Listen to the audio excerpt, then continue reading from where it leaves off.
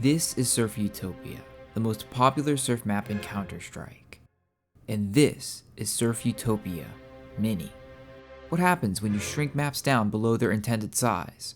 Do they still work? Are they more fun than the original? Are they infuriating?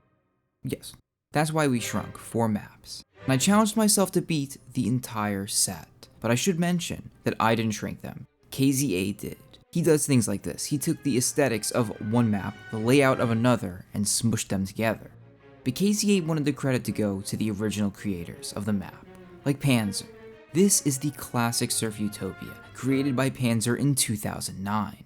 160,000 completions. And this is Surf Utopia Mini. All we can do is try it.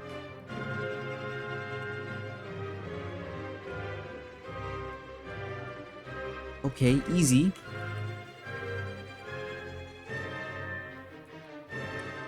Okay. Fine.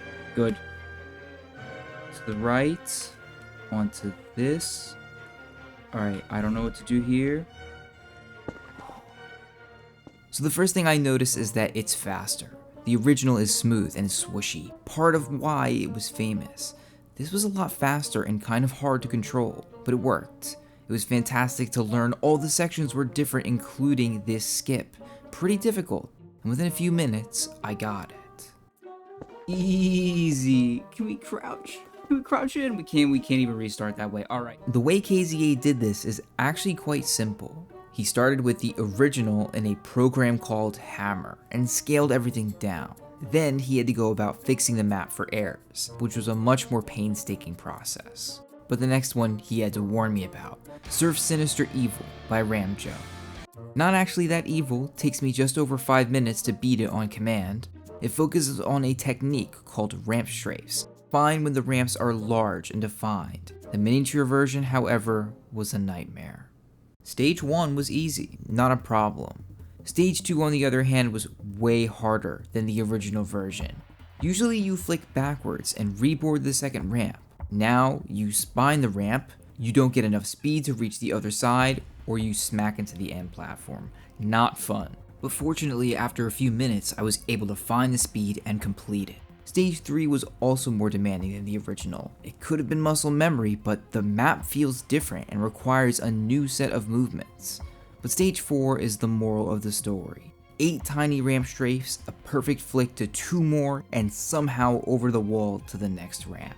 Not possible. Maps, even the hardest, are made for a specific scale. Changing that scale affects everything, even if it's all proportional. And stage 5 was the final boss. Fortunately, you can bunny hop on this ramp to get more speed, and the beginning wasn't terrible. But the stage ended with a ton of miniature ramp strafes. Even when I could consistently reach that final bit, I always lost. And finally, after over an hour, I hit it.